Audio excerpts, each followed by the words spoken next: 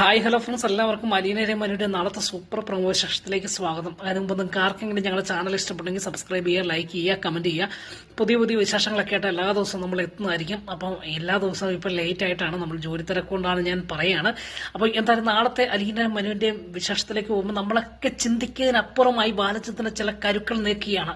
അങ്ങനെ താൻ ഒരു തെറ്റുകാരനാണെന്ന് വരുത്തി തീർത്തുകൊണ്ട് തന്നെ അലീനയെ ആ വീട്ടിൽ തന്നെ പിടിച്ചു നിർത്തുവാൻ ശ്രമിക്കുന്ന ബാലചന്ദ്രനെയാണ് ഇന്നത്തെ എപ്പിസോഡ് നമ്മളെല്ലാം കണ്ട. തന്റെ മോളാണ് അലീന. തനിക്ക് വിവാഹത്തിന് മുൻപ് തന്നെ ഒരു പ്രണയബന്ധമുണ്ടായിരുന്നു. അങ്ങനെ ആ പ്രണയബന്ധത്തിൽ ഉണ്ടായിരുന്ന കുട്ടിയായിരുന്നു അലീനയെന്നും കളവ് പറഞ്ഞ് അലീനയെ അവിടെ പിടിച്ചു നിർത്തുക. അപ്പോഴും ചില ചോദ്യങ്ങൾ നമ്മുടെ ശിവനോട് ചോദിക്കുമ്പോൾ ആ ചോദ്യങ്ങൾക്ക് മുന്നിൽ ഉത്തരവില്ലാതെ നിൽക്കുന്ന ചില സാഹചര്യങ്ങളൊക്കെ നമ്മൾ കണ്ടു. എന്തായാലും അലീനയെ രക്ഷിക്കുവാൻ വേണ്ടി ബാലചന്ദ്രൻ ഒരു തെറ്റുകാരനായി അവതരിക്കുന്ന ഒരു എപ്പിസോഡുകളായിരിക്കും വരും ദിവസം മുതൽ കാണാൻ പോകുന്നത് കേട്ടോ. അങ്ങനെ ബാലചന്ദ്രൻ പറഞ്ഞ ഈ നുണക്കഥ ഒരു കാട്ടുതീ പോലെ ആ കുടുംബത്തിൽ മൊത്തം എത്തുക കേട്ടോ. അങ്ങനെ ആദ്യം ശിവൻ തന്റെ ഭാര്യയെ കമലയെ വിളിച്ച് പറയുന്നു. അങ്ങനെ അതിനുശേഷം ഇത് വൈജയന്തിയോട് പറയുന്നു. അങ്ങനെ വൈജയന്തിക്ക് ഇത് വലിയ ഷോക്കായി മാറുകയും കേട്ടോ. അതിനുശേഷം കമല മനുവിനെ വിളിച്ച് പറയുകയും മനുവിന് ഇത് കേട്ടപ്പം ഇത്രയും നാൾ ബഹുമാനിച്ച ബാലചന്ദ്രനോട് പുച്ഛമുണ്ടാകുക കേട്ടോ. അങ്ങനെ എന്തായാലും ആ മനുഷ്യനെ ഒന്ന് കാണണം എന്ന് തീരുമാനവുമായിട്ട് മനു ബാലചന്ദ്രനെ കാണുവാൻ വേണ്ടി പോവുകയാണ്.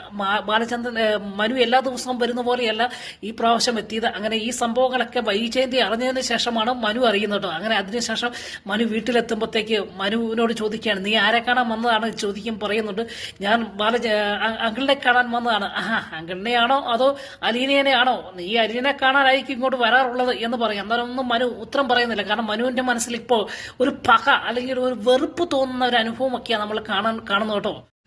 അങ്ങനെ എന്തായാലും മനു കൂടുതൽ നേരം വൈജയന്തിയുമായിട്ട് സംസാരിക്കാൻ നേരെ ബാലചന്ദ്രന്റെ മുൻപിൽ ചെല്ലാൻ തീരുമാനിച്ചു. ബാലചന്ദ്രനെ കാണുമ്പോൾ തന്നെ അറപ്പാണ്. പക്ഷെങ്കിൽ രണ്ട് വാക്ക് പറയണം. തന്റെ ഹീറോയായിരുന്നു ബാലചന്ദ്രൻ. പക്ഷെങ്കിൽ ഇപ്പോൾ കേട്ട വാർത്ത മനുവിന് ഒട്ടും ഉൾക്കൊള്ളാൻ കഴിയാത്തത് കൊണ്ട് തന്നെ രണ്ടെണ്ണം പറയുവാൻ വേണ്ടി തന്നെ മനു ബാലചന്ദ്രന്റെ മുൻപിൽ ചെന്നും. മനുവിനെ കണ്ടു തന്നെ ബാലചന്ദ്രൻ സാധാ രീതിയിൽ എല്ലാ ദിവസവും ഇടപെടുന്ന പോലെ മനുവിനെ ക്ഷണിച്ച് മുറിയിലേക്ക് ഇരുത്തുവാട്ടോ. ആ സമയത്ത് മനു വളരെ പുച്ഛത്തോടു കൂടി ബാലചന്ദ്രനോട് അപമര്യാദയായിട്ട് ഇതുവരെയും സംസാരിക്കാത്ത രീതിയിൽ കേട്ടോ. മനു പറയുകയാണ്, നിങ്ങളെ ഞാൻ ഏത് രീതിയിലാണ് അങ്ങളെ കണ്ടത്, പക്ഷെ നിങ്ങൾ അതെല്ലാം കളഞ്ഞില്ലേ? നിങ്ങൾ നല്ല പ്രായത്തിൽ അർമാദിച്ച് മറ്റ് സ്ത്രീകളുമായിട്ട് അർമാദിച്ച് നടന്നിട്ട് ഒരു കുടുംബമല്ലേ നിങ്ങൾ തകർത്ത്, ഞങ്ങളുടെയൊക്കെ മനസ്സിലെ വിഗ്രഹമല്ലേ നിങ്ങൾ തകർത്തത് എന്ന് പറഞ്ഞ് പുച്ഛിക്കുകയും അപമാനിക്കുകയും ചെയ്യും. ഒടുവിൽ മനുവിനോട് ആ സത്യം തുറന്നു പറയാതിരിക്കുവാൻ കഴിയാത്ത അവസ്ഥ വന്നപ്പോൾ ബാലചന്ദ്രൻ ആ സത്യങ്ങൾ എല്ലാം തുറന്നു പറയുന്ന ഒരു ഭാഗമൊക്കെ നാളത്തെ എപ്പിസോഡിൽ കാണാൻ കഴിയുന്നുണ്ട് കേട്ടോ.